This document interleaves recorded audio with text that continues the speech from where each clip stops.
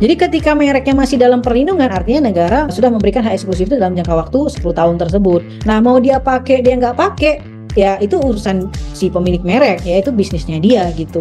Dan itu tidak bisa dijadikan alasan kita bahwa dia tidak menggunakan mereknya. Kenapa ditolak walaupun menggunakan konsultan? Nah, jadi konsultan perannya di sini adalah Benchmark.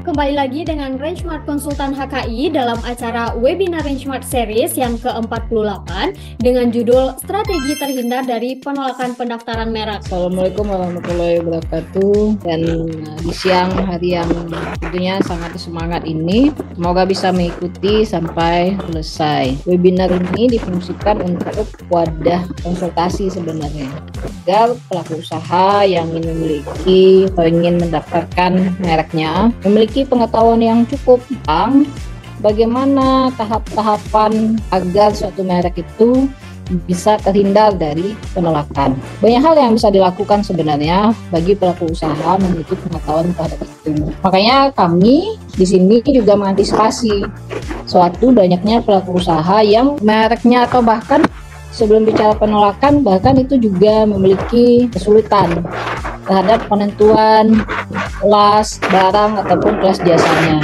atau bahkan penentuan tentang apakah boleh mendaftarkan merek didaftarkan di beberapa kelas, atau apakah boleh memiliki satu merek digunakan untuk di beberapa barang atau jasa. Nah, nanti kan kaitannya dengan kalau semuanya dijawab boleh, tentu tetap harus dicek semuanya. Kami mengadakan webinar ini agar pelaku usaha itu atau pemilik merek itu bisa bertanya langsung, yang nantinya Bapak Ibu semuanya bisa berkonsultasi langsung tentunya, dan juga bisa mendapatkan pengetahuan langsung gitu. Terima kasih kepada Ibu Lusda Astri yang sudah memberikan kata pengantarnya. Semoga dengan pengantar yang sudah diberikan oleh Ibu Lusda Astri menambah semangat kepada Bapak dan Ibu semuanya untuk menerima ilmu yang selanjutnya akan disampaikan oleh pemateri inti kita. Baik, untuk materi akan disampaikan oleh Ibu Reni Sunarti SHMH, yaitu penyampaian materi inti mengenai strategi terhindar dari penolakan pendaftaran merek. Kepada Ibu Reni Sunarti SHMH selaku pemateri inti, dipersilakan untuk memaparkan materinya. Oke, baik. Assalamualaikum warahmatullahi wabarakatuh. Selamat siang Bapak Ibu peserta webinar Rangemart series ke-48, kegiatan webinar Rangemart yang setiap Jumat di 2 minggu. Setiap 2 minggu ya kita adakan, dengan judulnya adalah bagaimana strategi menghindari merek ditolak gitu ya. Artinya bagaimana strategi agar mereknya dikabulkan gitu ya, tidak ditolak begitu. Nah, ini kan yang ikut ada yang sudah ada merek, ada yang belum begitu ya. Nah, apa nanti bisa kita berdiskusi ya. Bila ada yang ingin mau ditanyakan mungkin bisa langsung saja, jadi bisa lebih aktif. Nah, baik, jadi ada berbagai peserta ya. Asalnya ini yang paling jauh ini Bapak Surandi Wong Arya ya,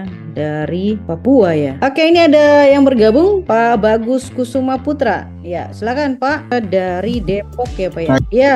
Ya betul Bu. Ya, silakan Pak Bagus. Ini apa mereknya? Maimiku Pak. Ya itu ya betul, mie ayam Bu, mie ayam saya. Oke, ini mie ayam Bapak. Sudah digunakan mereknya ya Pak? Belum daftar sih Bu. Oh, belum daftar, tapi usahanya udah jalan. Sedang berjalan Bu. Oh, oke, baik. Oke Pak, salam kenal. Semoga kegiatan Terima kasih, ini Bu. bisa bermanfaat. Baik, kita masuk ya ke kegiatannya ya. Jadi izin saya share untuk materinya. Ini kita mulai dengan yang banyak terjadi di masyarakat ya, itu dalam penggunaan istilah yang keliru ya. Istilah keliru paling sering ini banyak sekali. Saya mau patenkan merek, saya mau paten merek, merek saya mau dipatenkan begitu ya. Nah, itu adalah objek kekayaan intelektual yang berbeda ya Bapak Ibu ya. Di dalam rezim kekayaan intelektual, paten dan merek itu adalah dua objek kekayaan intelektual yang berbeda perlindungannya. Yang terjadi ya banyak kali di pelaku bisnis ya, terutama pelaku bisnis lokal ya, terkait merek ya, itu masih banyak yang belum aware untuk segera melindungi mereknya, karena mikirnya kan wah ini beban ya, data merek ini beban. Ya saya kan baru mulai usaha, masa saya harus daftar mengeluarkan uang, bayar biaya PNBP ya, penerimaan negara bukan pajak ke negara, sedangkan usaha saya belum berjalan, sedangkan usaha saya juga belum tentu bisa diterima pasar gitu.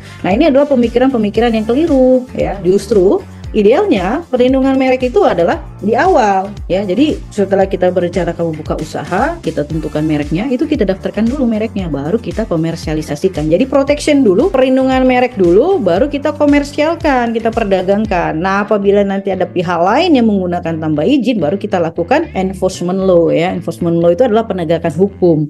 Apakah itu kita ambil langkah pidana atau ambil langkah gugat perdata, tentu didahului dengan somasi. Kenapa enforcement law di akhir? Karena untuk bisa kita menuntut pihak lain, kita harus punya bukti kepemilikan mereknya dulu. Nah, untuk punya bukti kepemilikan merek bagaimana? Daftar dulu ya. Kalau di Indonesia, sistem pendaftaran merek itu adalah first to file ya. Jadi siapa yang cepat-cepat daftar dulu, itu yang akan diproses, dan jika disetujui maka itu akan diberi, begitu.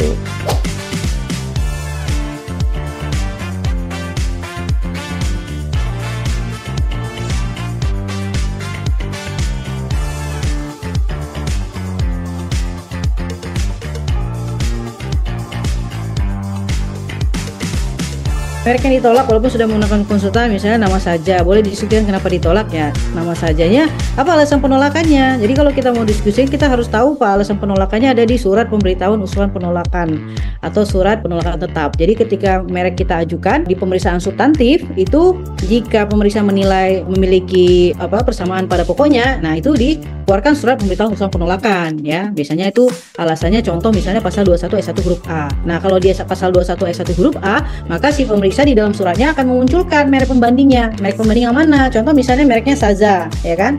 Barangnya misalnya kopi, ya.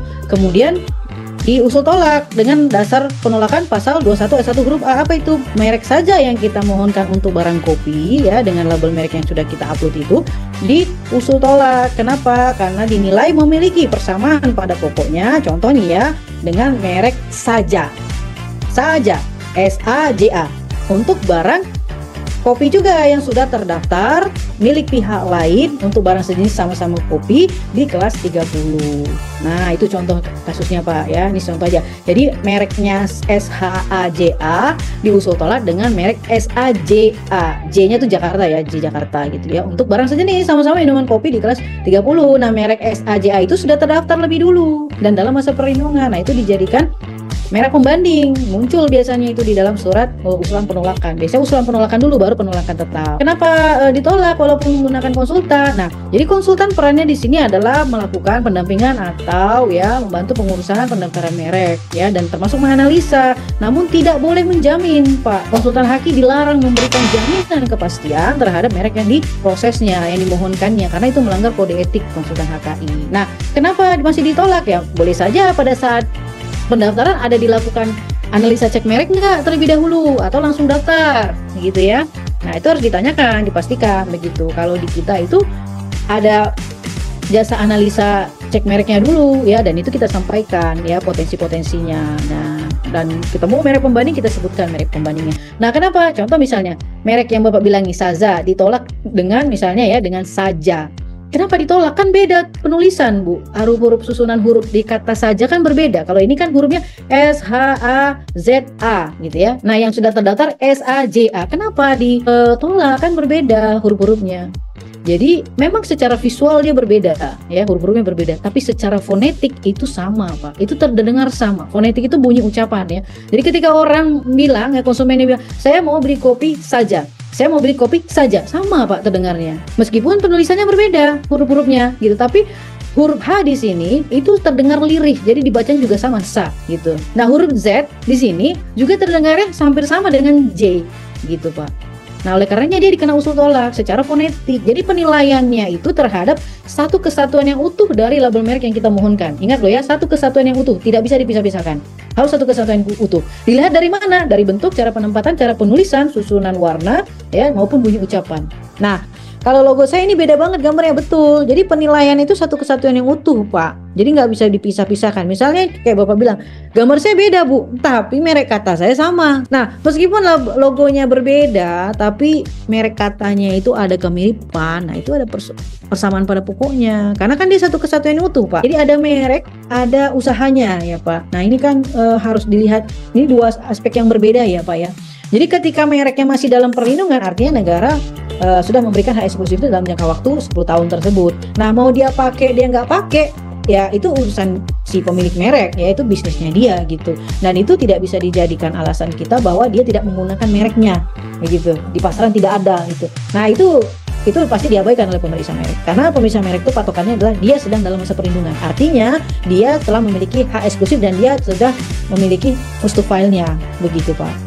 Nah, jadi acuannya tetap ke perlindungan mereknya, masih dalam perlindungan dan statusnya di daftar. Nah, itu acuannya. Jadi tidak, acuannya adalah bahwa merek ini tidak ada dipakai di pasaran, tidak digunakan, itu tidak, itu biasanya diabaikan biasanya ya. Jadi patokan pemeriksa merek tetap terhadap data mereknya ini masih dalam perlindungan dan sudah terbit sertifikat ya, dan barang atau jasa jenis label mereknya mirip. Nah, itu dijadikan pembanding. Ya, dia sudah first to file begitu. Baik, terima kasih kepada Ibu Reni Sunarti SHMH yang sudah memaparkan materi yang tentunya sangat bermanfaat bagi kita semua, terutama bagi Bapak dan Ibu peserta webinar Range Smart Series yang ke-48. Dan terima kasih atas segala kesempatan yang sudah Bapak dan Ibu berikan. Mohon maaf atas segala kesalahan. Dan kepada Bapak dan Ibu semuanya, jangan lupa follow Instagram dari Range Smart Konsultan HKI, karena pastinya di situ akan selalu update konten-konten yang tentunya bermanfaat bagi Bapak Ibu semuanya. Assalamualaikum warahmatullahi wabarakatuh.